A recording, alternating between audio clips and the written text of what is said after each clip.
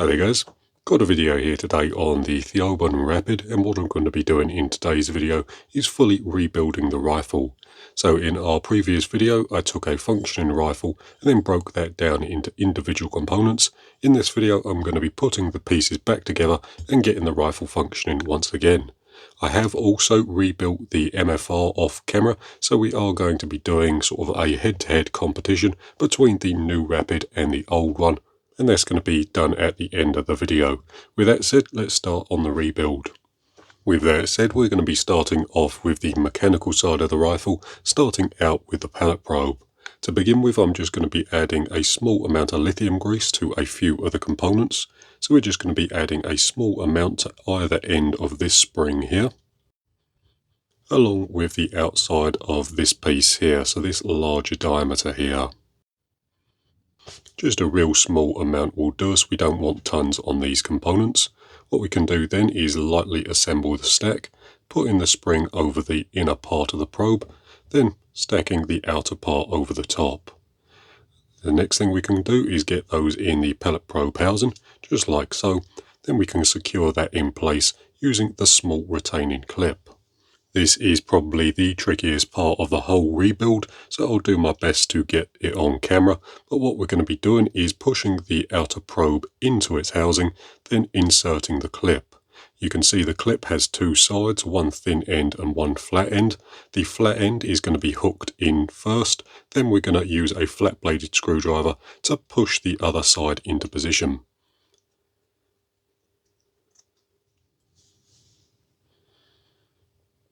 As I said, a little tricky to do on camera, but with the first side in, we can then use a small flat bladed screwdriver to push the other side into its seat.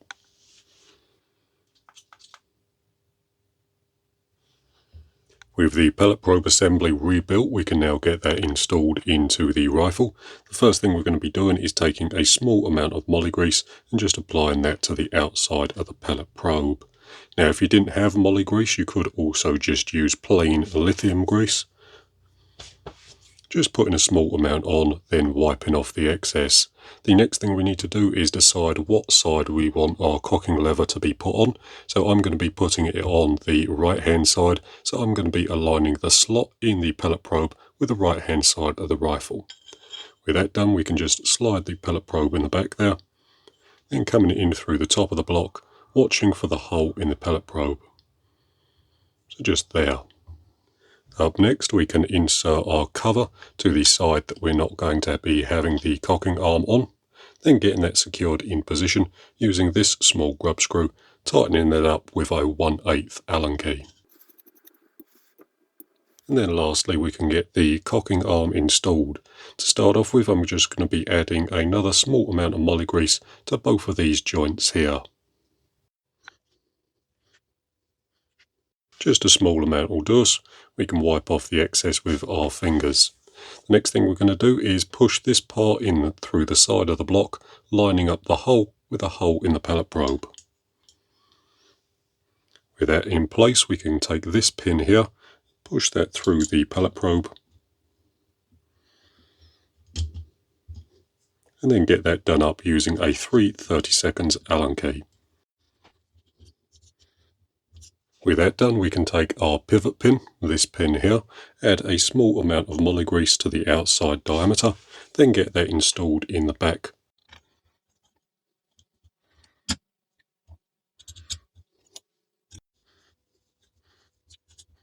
Getting that pushed into position by lining up the hole in the cocking arm with the block. Then what we can do is make sure the bolt comes backwards and forwards nice and smoothly, which it does. The last thing we're going to do is come through the bottom of the action and just take away some of that excess grease with a small cotton bud. Ideally, we don't want any grease or anything like that in the hammer wheel, so we're just going to be taking the excess grease out with a cotton bud. There we have it. That looks nice and clean. The next thing we can do is get the hammer and hammer spring assembly put into the block along with the trigger. To begin with, we're going to be taking our hammer and our inertia weight and assembling them just like so. So we have the small spring on the inertia weight, then the spring aligns with the front of the hammer, just like that. and tip them into position, making sure the weight goes into its hole. Then we can add the washer to the top of it. Dropping that in position, just making sure it drops down flat. The next thing we can do is take our hammer spring, so this piece here. This is a variable coil hammer spring, and as far as I'm aware, there isn't a correct orientation, so I'm going to be putting the soft side facing the front of the hammer. The next thing we can do is get that dropped back through the action, just like that, then top that off with our hammer spring adjuster. For now, I'm just going to be getting this done in flush, then we'll readjust the power when the rifle's rebuilt. The next thing I'm going to do is install the trigger. To begin with, we'll pull the cocking arm back just like so. The rifle won't cock at the moment, we just need to make sure the hammer is aligned properly within the block.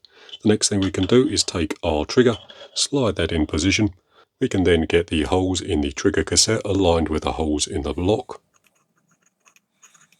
and then get that locked in position with the 2 pins. The last thing I want to do before we move on is just very briefly go over that troubleshooting tip I mentioned earlier. So with the valve out of the rifle, sometimes what can happen is the hammer will over travel within the block and become de-seated from the trigger. So at the moment we can pull the cocking arm back and the rifle cocks normally. So as you can see that there. However, if the hammer over travels, so we'll just throw the hammer forward like so. At this point, if we pull the cocking arm back, it gets locked somewhere about there. What we need to do to fix this problem is just simply drop the trigger out from the rifle. Right then, next thing we can do is get the valve assembly installed into the block. To begin with, we're going to be taking our rifle and cocking it like so. Then I'm going to be putting the safety on. What this will allow us to do is insert the valve fully without having to worry about interference from the hammer. The other thing I've gone ahead and done very quickly off camera is just gone through all of the O-rings and given them a small amount of silicone grease just to save us a little bit of time. The next thing we're going to do is assemble the valve pin and valve seat, something like so. Then we're going to locate the small slot in the side of the valve body and the transfer port. What we're going to do is align the transfer port with the top of the rifle and the small slot with the side. You can then get those components dropped in through the block. Then we can check our alignment by looking through the top of the block. As you can see there, I've gone ahead and removed one of the grub screws just so I can look through the block and check our alignment. I am just slightly off, so I'm just misaligned very slightly. So what I'm going to do is use an Allen key just to move the transfer port round slightly. Something like so. So our slot's now aligned with the hole in the side of the block, and the transfer port hole is nicely aligned with the block. With that in position, we can take our retention grub screw, or screw I should say, and put that in the side of the block, getting that done up using a 2.5mm Allen key. This bolt here doesn't need to be done up tight, it's just an alignment bolt, so we're just going to be doing it up snug. The next thing we can do is add our valve stop, so this piece here. We're going to be inserting that using a 5mm Allen key, getting that done up nice and tightly. With that done, we can take the rifle off safe and then decock the rifle. Right then, the next thing we're going to be doing is rebuilding our regulator. So I've got the components laid out here and it is a fairly simple job. All we need to do is add a small amount of silicone grease to all of the O-rings first.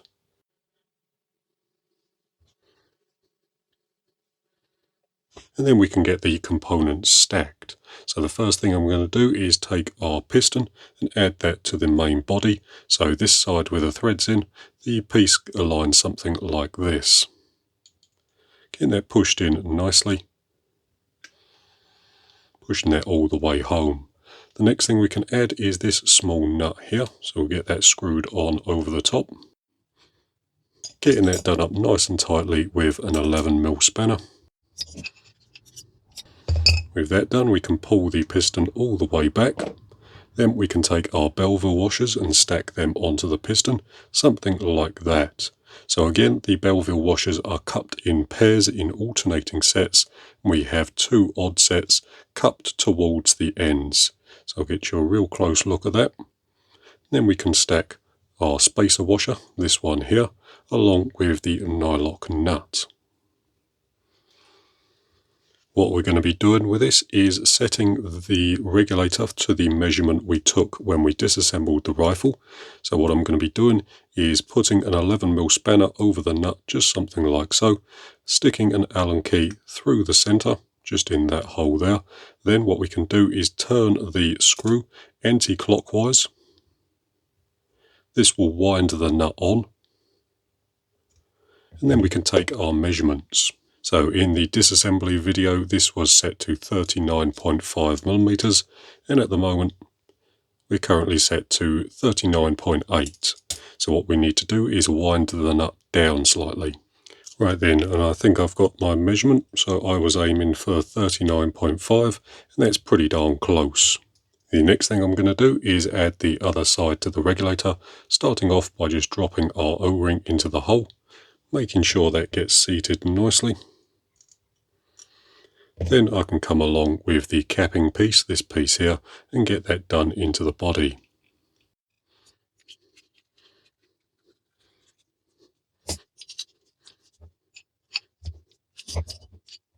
Right then, before we move on, the next thing I want to talk about very briefly is regulator adjustment, so reg pressure adjustment. To adjust the regulator on these rifles, all you do is use an 11mm spanner across the nylock nut like that, then a 3mm Allen key into the hex. So if we want to increase regulator pressure, we need to turn the Allen key counterclockwise. So that's counterclockwise to increase reg pressure. If we want to decrease reg pressure, we need to turn the Allen key clockwise. So clockwise to decrease pressure whilst holding the spanner nicely. So at this point, if I wanted to decrease reg pressure, I would simply need to turn the Allen key clockwise. If I wanted to increase reg pressure, I would need to turn it counterclockwise. Right then, the next thing we're going to be doing is rebuilding the wire section and getting that installed onto the regulator body. Now typically you'd do this after you have the regulator installed into the block. However, I'm going to be installing the regulator into a tester, so I'm going to do that now.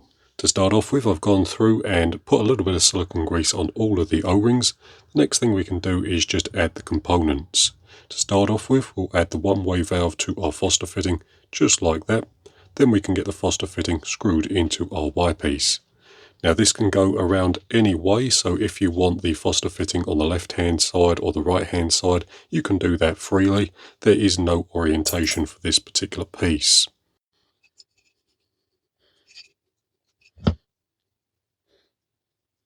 As you get that installed, just make sure the small spring doesn't drop out. So I'm going to be putting my finger over that. The next thing we can do is get the gauge installed onto this side.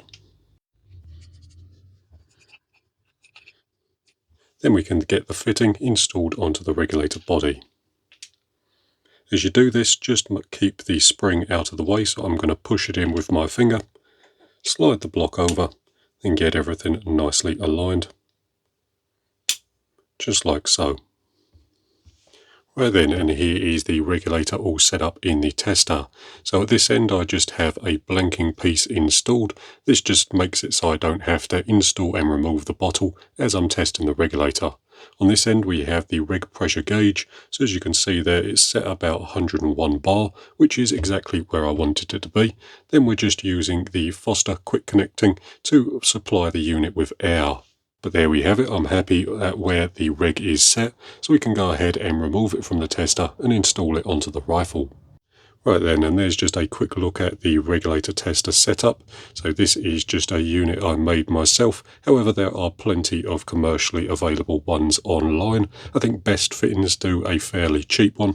But I just have a known good digital gauge screwed in this end. This bolt allows me to simulate taking a shot to cycle the regulator, and then this end is just a threaded cap which mimics the bottle threads, just so I don't have to screw the bottle on and off as I want to test the regulator. With that said, we can get the unit put into the main block. Like always, we are going to be adding a small amount of silicone grease to this O-ring around the base of the threads. Then we can get the unit installed into the main block.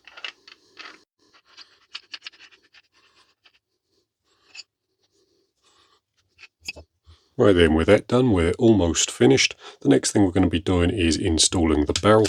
To do that, it's nice and simple. What I'm going to do is cock the rifle, then put it on safe. Then what I can do is locate the barrel. We have the transfer port, which needs to be aligned with the bottom of the block. And then on the top here, we have this dimple, which acts as a guide. So we need to line this dimple up with this back grub screw.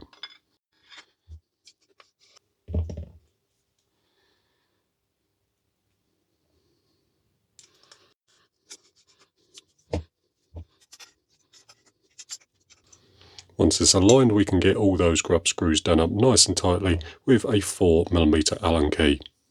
As you do that up also, don't worry about the gauge, it can swivel out the way, so don't worry if it's misaligned. Right then, last thing we can do before getting the action put back in the stock is install the bottle. It's nice and simple to do. Again, what we're going to be doing is cocking the rifle, putting it on safe, although I am going to be closing the bolt this time. So, to install the bottle, all we do is screw it into the front here.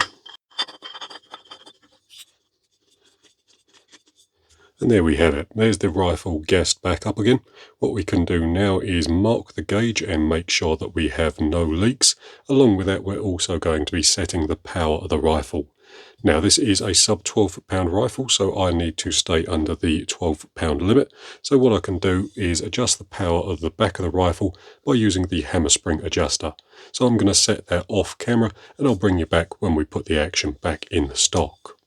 Right then, with that all said and done, the rifle has been set up to run at about 780 feet per second when using JSB 8.44 grain pellets, so I'm perfectly happy there.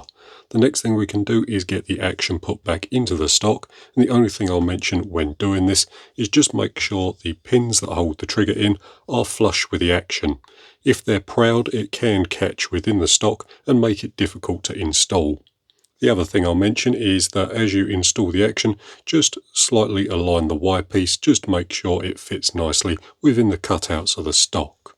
But with that said, we can get everything lined up and dropped into position. Once the stock's all the way home, we can add our stock bolt to the bottom, getting that done up nicely with a 4mm Allen key.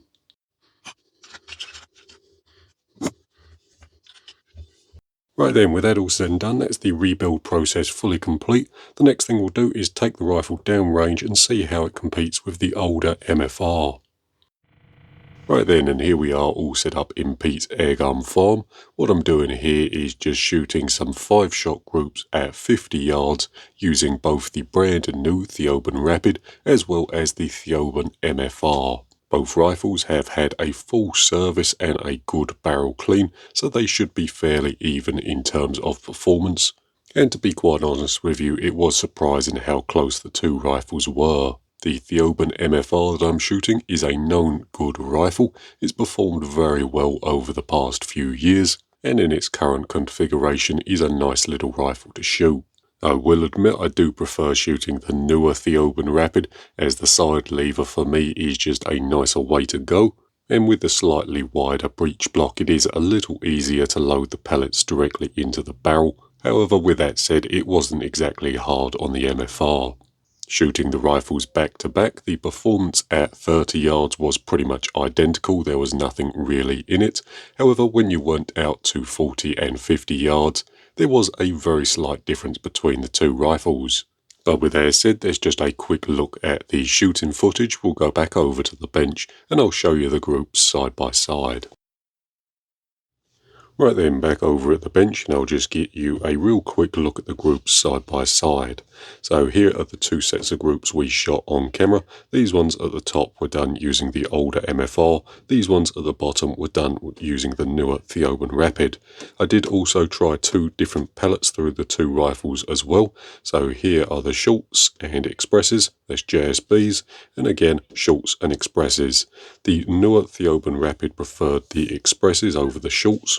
The groups themselves look pretty much identical between the two rifles. It's not until we look at the average group size that we really get a clear look at things.